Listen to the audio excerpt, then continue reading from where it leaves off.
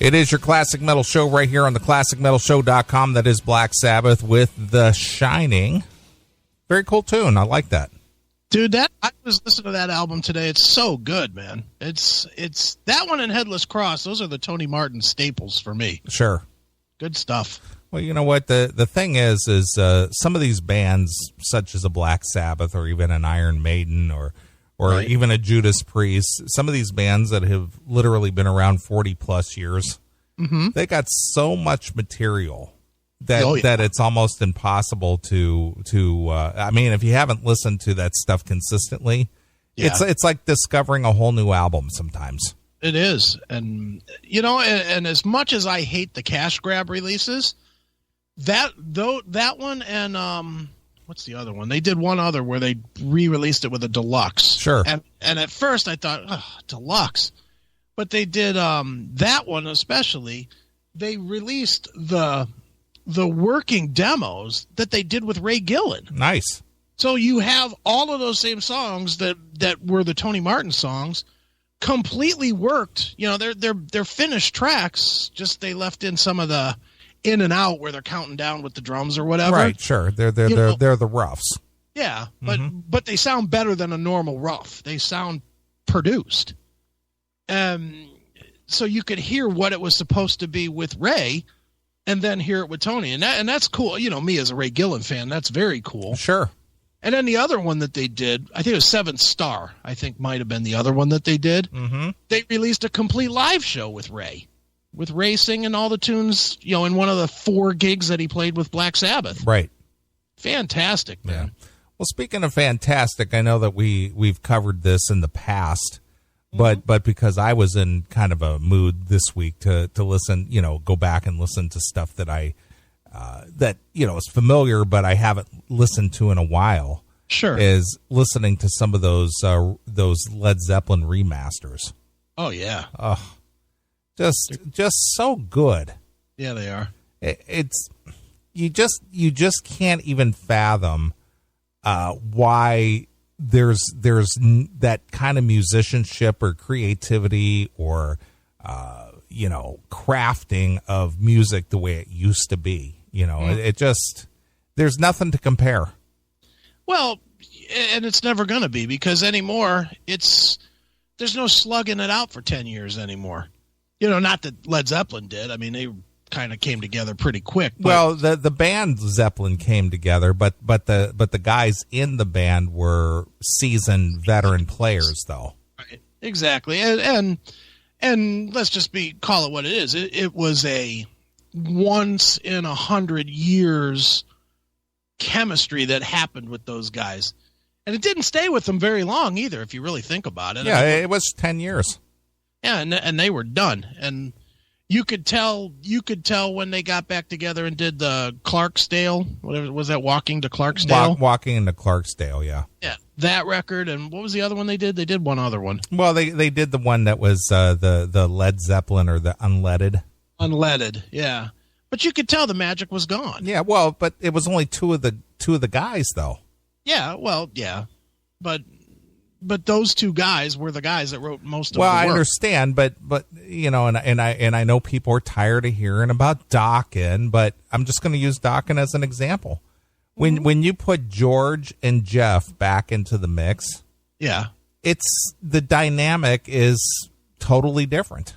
Yeah, it's a different vibe. I mean, and we talked about this at length, so I'm not going to beat a dead horse here, but that's just an example. And the same thing, you know, with a Van Halen, you know, if David Lee Roth didn't blow so bad these days, right? But if he would try and they brought Michael Anthony back in the mix, the dynamic would be so much different than what they've currently done in the last 5-6 years.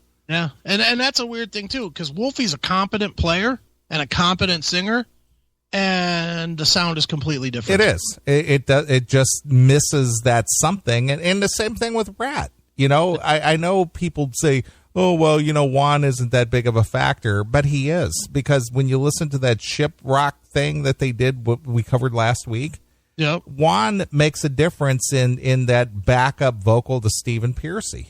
Right. You know, it's just that one little element that just changes the whole dynamic.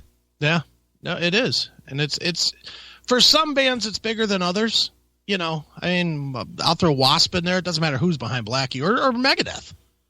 You know, it doesn't really matter who's in Megadeth. They always sound about the same. Yeah, but they don't have coarse vocals where vocals matter. Because Blackie is the vocal, and with Dave Mustaine, he is the vocal.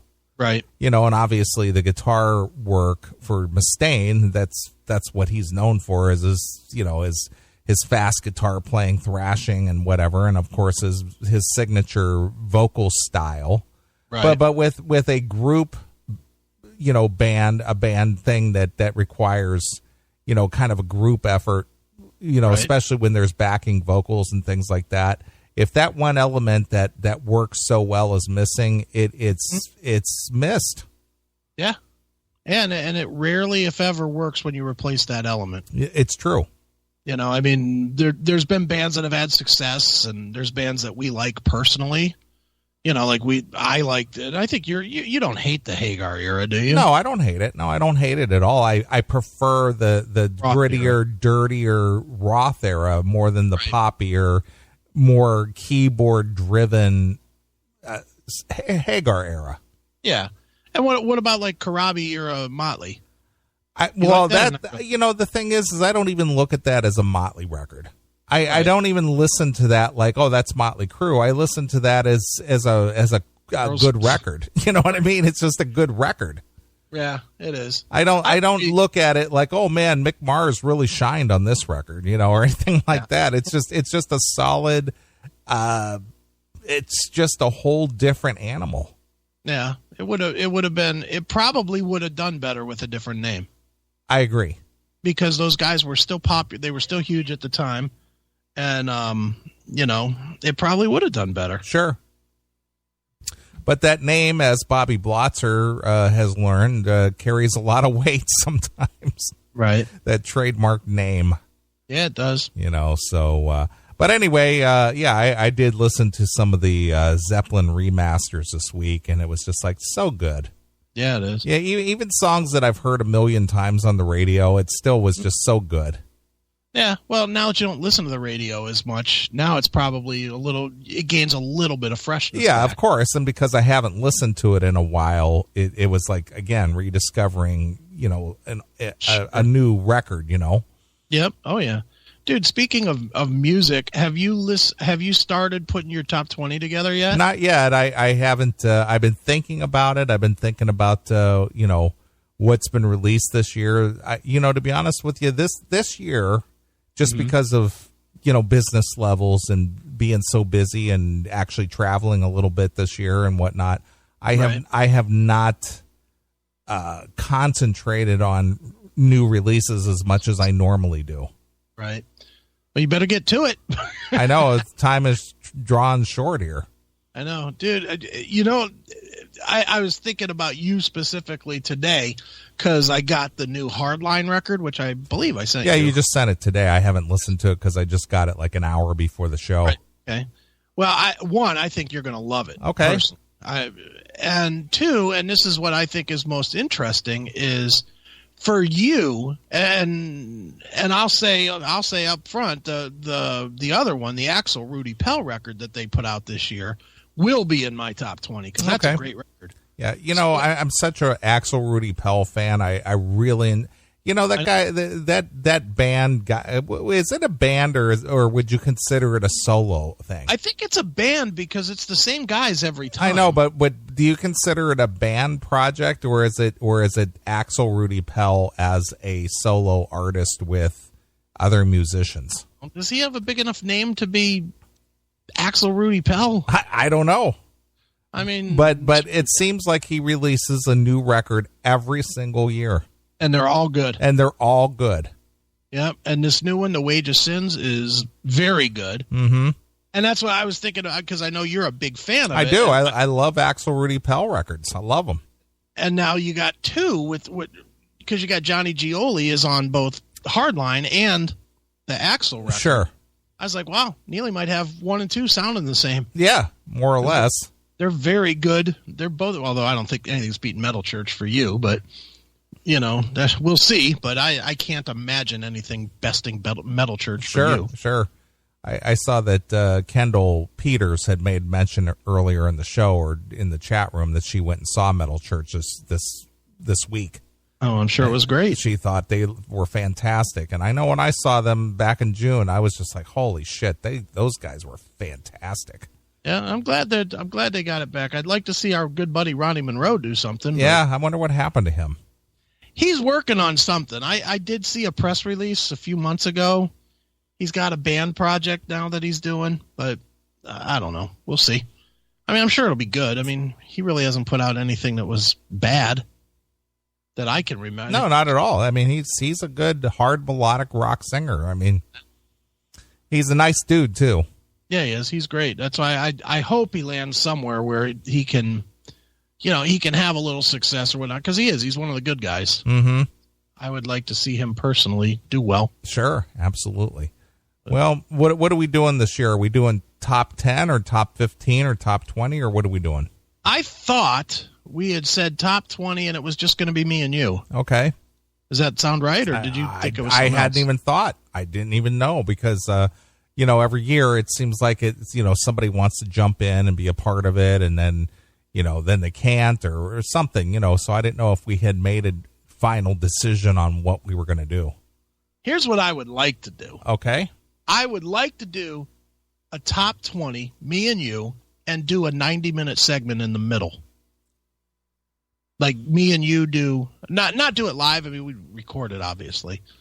But like you and I would do the first 10, and then we could do a 60-minute or 30, whatever. We could do some actual original segment content in between. Okay. And then do the top 10 to roll out the show. Sure. And that way it's like a show as well as the music show. Okay, fair enough. Like that idea or no? Yeah, sure, why not? That'd be fun, I think. You know what, if we're going to do like original content in between the music, yeah, I would like, and it's just an idea. Mm-hmm. And I don't know if this crosses into like the best of show at all, but maybe get some of the people who were featured prominently this year on the CMS, be it like a Norge or a Wes or even our good friend Rick Camuglia from Black Olives Matter, maybe to give their reflection on the year of music or something like that. Works for me. Just to get not necessarily our viewpoint, but what do our fans say about the best music that was released this year? Right. No, that works for me. That's fine. Get the fans involved. If we're not going to have any guest hosts this year, yeah, let's get the voices of the fans. Let's get a Kendall Peters in there because she's a huge music fan and she's a radio chick, and maybe even get our friend Corey from Uncontrolled Noise involved because obviously he runs a station and he plays music all the time, and maybe whoever just. Maybe we'll just put it out there that, hey, if you think that you can contribute to the show if you're a big music fan and maybe something stood out for you this year, what was your recollection of the year in music for 2016? Yeah, we could do that. How about that? Works for me. All right. So all you guys and gals, you've been put on notice that you may be called upon to be a part of the show if you want to be a part of the show. Yeah, definitely. So we'll do it sort of like a short, maybe a 10 or 15 interview segment with each person. Okay. And just get their thoughts on what did you listen to this year? Right. What was the big event for you this year? Or, and it doesn't even have to be a CD review. Maybe they went to see a show. Yeah. Something like that. But I'd like to get the fans more involved just for the year-end show. I think that'd be good. Works for me. I'm game with that. All right. So you guys, we'll pick a date and we'll record it up, and we'll get with them and we'll make it work. Sure. But I'd like to involve fans who don't normally get involved with the show. Okay. Fans who have impacted the show in some regard, and some fans who never get involved with the show. All right. that just, they're just casual observers or whatever. You think that some of them will call in and do 10 minutes with us? Sure, why not? 10 minutes goes by fast. You know that, especially if we're talking to them or interviewing. Because they're scared. You guys are mean. You guys are Trumps. Look at Kendall. I'll be ready, man. Yeah. All right. Well, that's fun. Yeah. I think Norge said that sounds cool, so Norge will be a part of it. Yeah, I'm sure Jack will do it. Sure. I'm sure John, his fucking need for attention, he'll do it. All right. Norge says he's in. Kendall says she's in. All right. Maybe we get, maybe get Nathan from Kentucky involved. Sure. Or, all those guys, everybody. Yeah, we'll get people involved. Why not? Yeah. So that's the plan. We'll do a top 20 countdown. Chris and Neeley will do the top 20 countdown, and then we'll let you fans get involved and give us some things that stood out for you, perhaps. Yeah.